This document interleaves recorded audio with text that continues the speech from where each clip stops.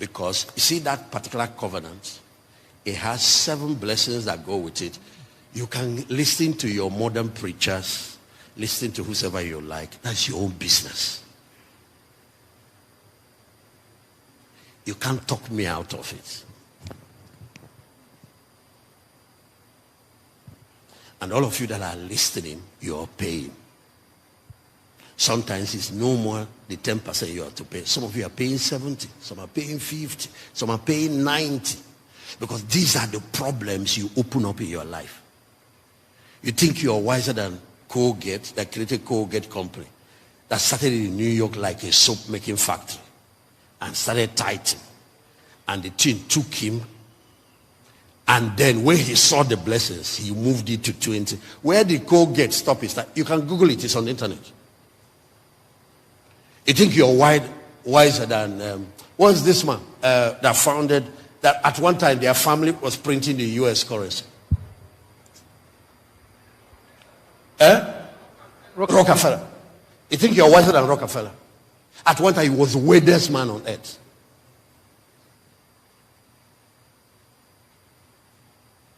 %. When he saw what he was doing, his story and testimonies on the internet, go and Google it. And he moved it to 20. He moved it. God so blessed. If you see how many universities he built, how many churches he sponsored. Because of what the pioneer, just like descendants of Abraham. At one time, one man was controlling almost all the oil business globally. He can sponsor war. I'm talking about world war. He has the money. You think you're wiser than them? Or these are your modern preachers that are teaching you confusion. Some are turning the Bible upside down. You think it's a 21st century phenomenon?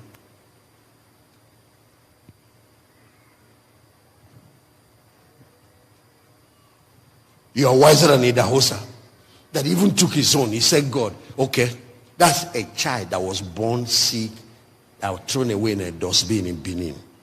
Because the father, they knew that he was not going to survive. They threw him away. The mother now escaped later, took him and ran to her place and said, at least he has not died. When he dies, we now bury him. But now to throw him alive. And that boy survived and became a preacher. A boy preacher as a young man.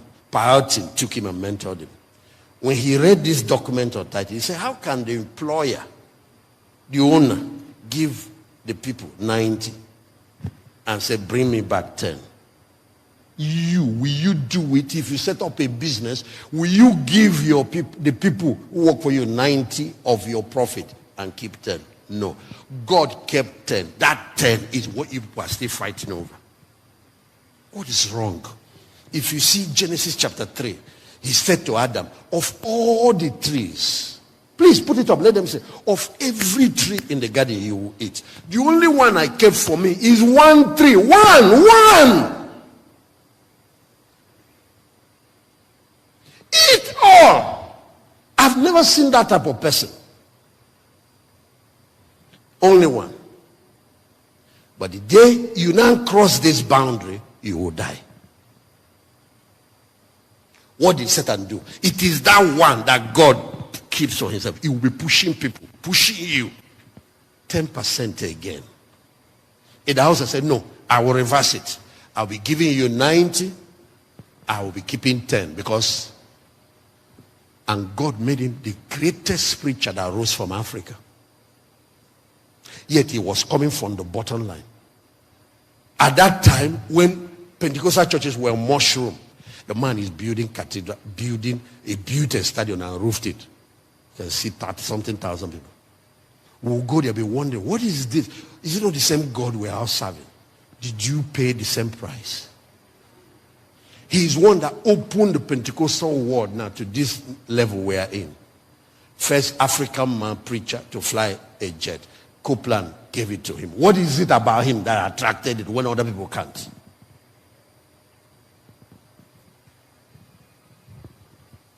Built universities, built hospitals. At one time, I'm forgetting how many schools they said he built. What about 900? I'm not sure. You know.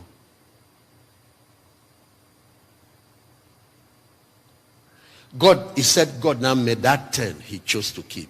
More than, because that's what God said. He says, since you decided to honor me like this, that 10 you chose to keep, I will make it more than the 100 of all your colleagues in ministry. And that's what God did. So it is that 10.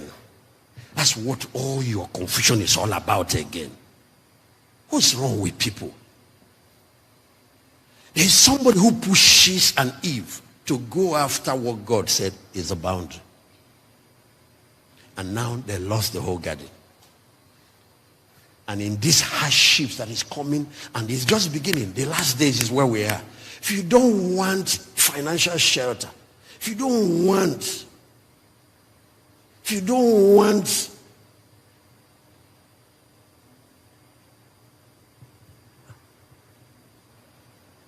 there are two orders of priesthood in the whole Bible. One is the Levitical order. That's Old Testament, Aaron and his descendants. That is the priesthood that worked with the Old Testament law. And so when the old covenant was folded up, that was removed. There was another priesthood that was in existence long before Aaronic order came in. It's Melchizedek order. It is that priestly order that was brought forward in the New Testament. I want you guys to listen very carefully. That order is built after the principle of endless life, because the high priest does not die. So it's not like this other one where people die, you change them. You ordain a new bishop. You know how it is when a bishop dies. No, the high priest does not die. He lives forever. It has 5 elements with which you can easily spot it out. It is the Melchizedek order that brought communion into existence. When Abraham met him in Genesis 14, he served him communion. So it's not Jesus that invented communion, because Jesus is a high priest after the order of Melchizedek. You and I are priests after the order of Melchizedek. You need to understand this.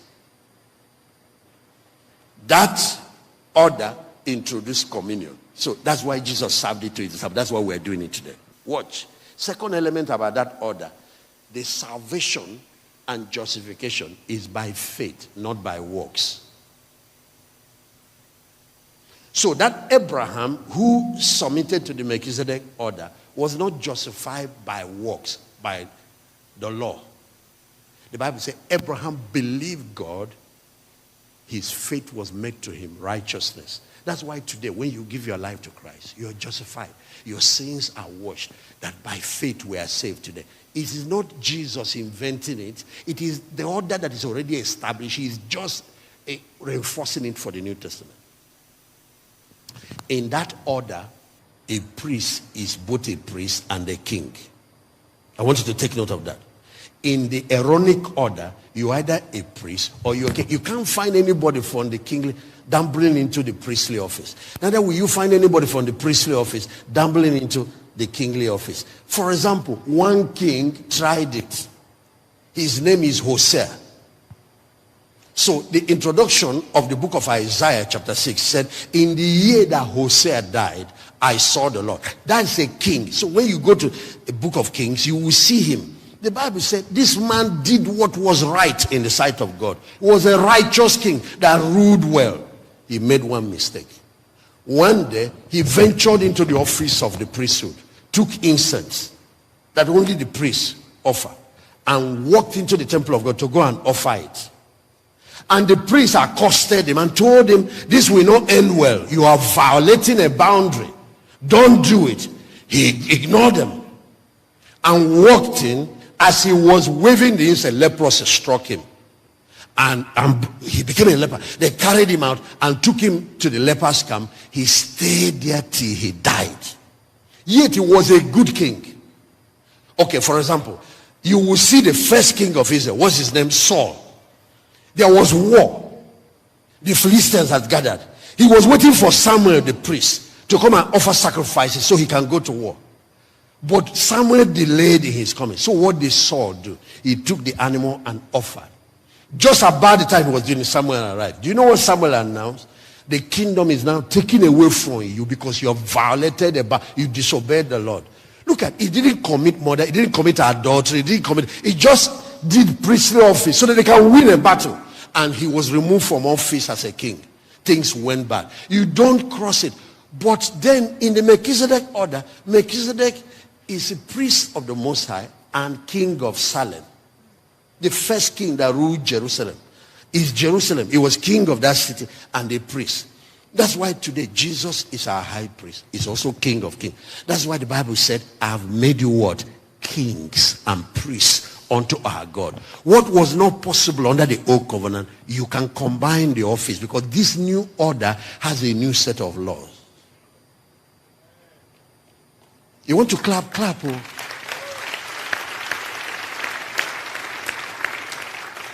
Now listen, ladies and gentlemen. It is that same Melchizedek that met Abraham and took 10% of tithe from him.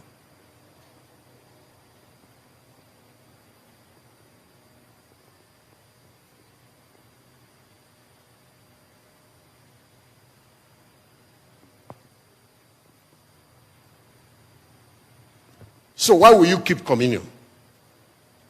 Keep kings and priests. Keep salvation by faith. Then you go to the order and take away one of his ordinances. Who authorized you to do it? Okay.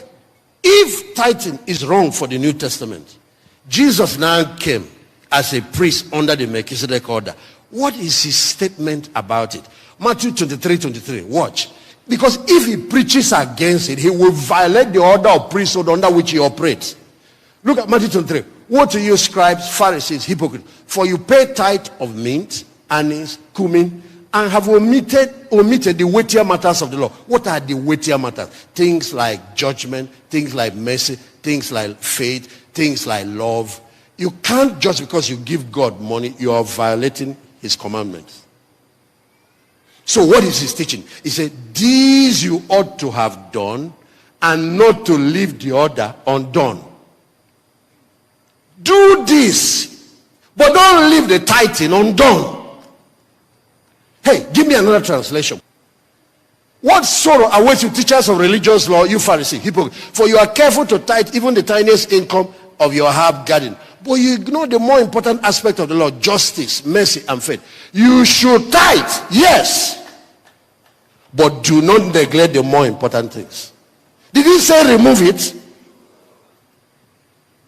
This is Jesus. Who are you following?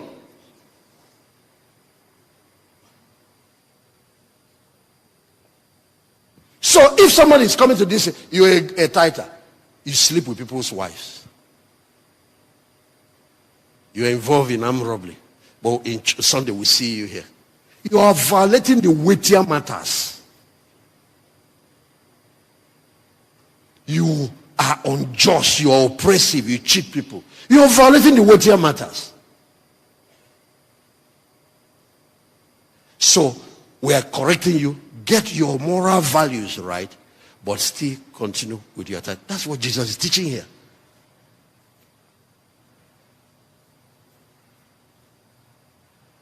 So Hebrews chapter 7. Watch. If tithing is right in the New Testament, I just want you to see that. Watch.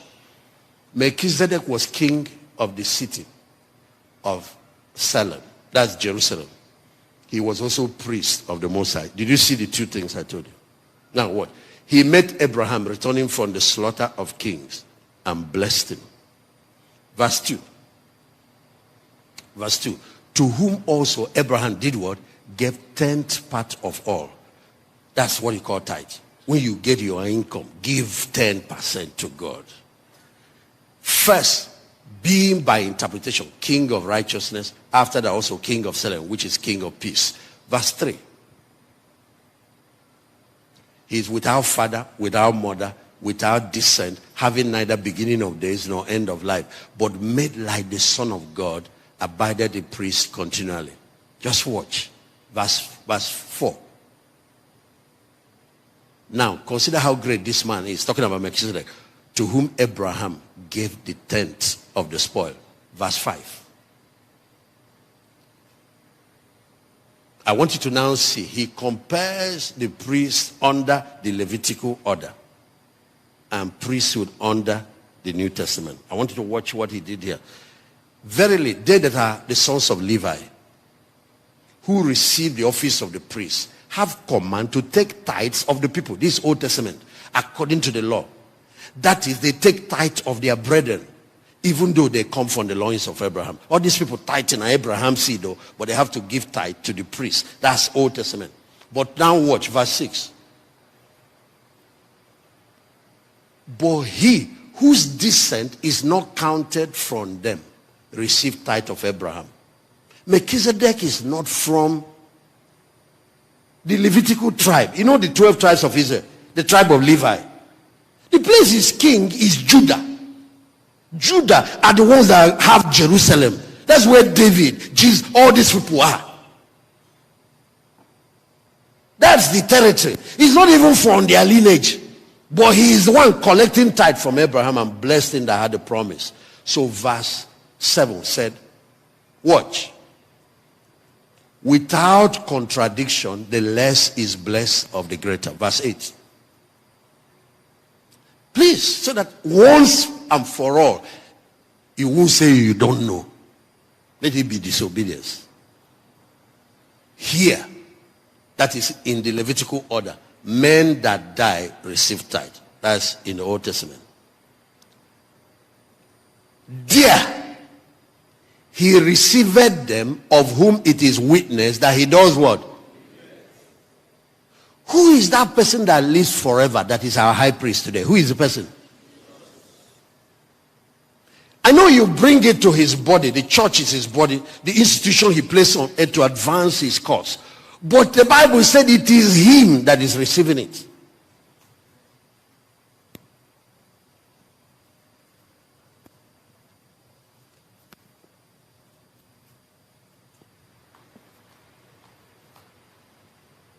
Bible says a time came in Israel, everybody did what was right in his own eyes because there was no teaching priest to clear this and make it clear to people. This thing has to do with priesthood, and there are two order.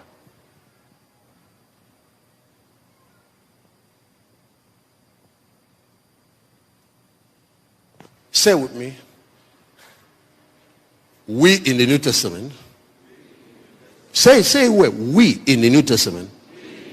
We're under the order of Melchizedek. Not under the order of the Levites. Even in the Levitical order, men that die, they keep changing them because of death, receive tithe of the children of Israel. Here, the one that lives forever receives them. And that's why if you look at the 7 rewards that come with it, one of them that has to do with rebuking the devourer. God said, when you tithe, I will rebuke the devourer. He didn't say you will do it. The reason is that you can cheat God, eat his money, and still rebuke the devourer. That means what Adam would have done is eat that forbidden fruit and still take over the garden. God said, no. I will rebuke the devourer for your sake.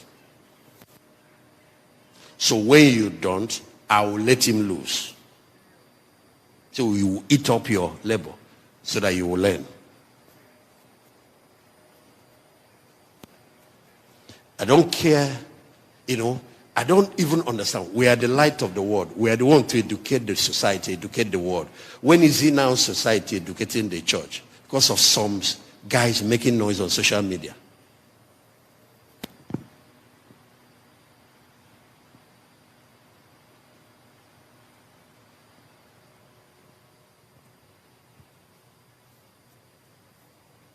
Let me even tell you, it doesn't even stop with tenth.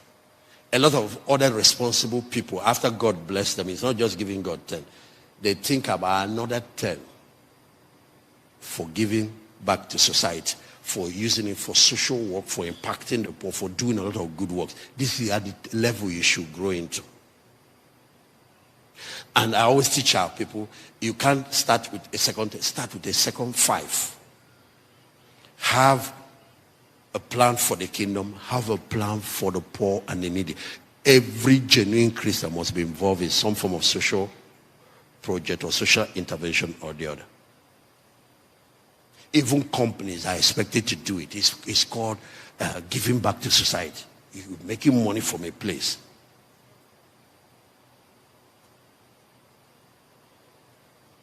So they have that corporate social responsibility budget. And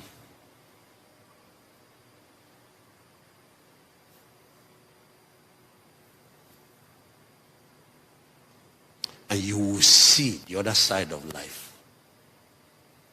A blessed life. A blessed 10 is better than a cursed 90.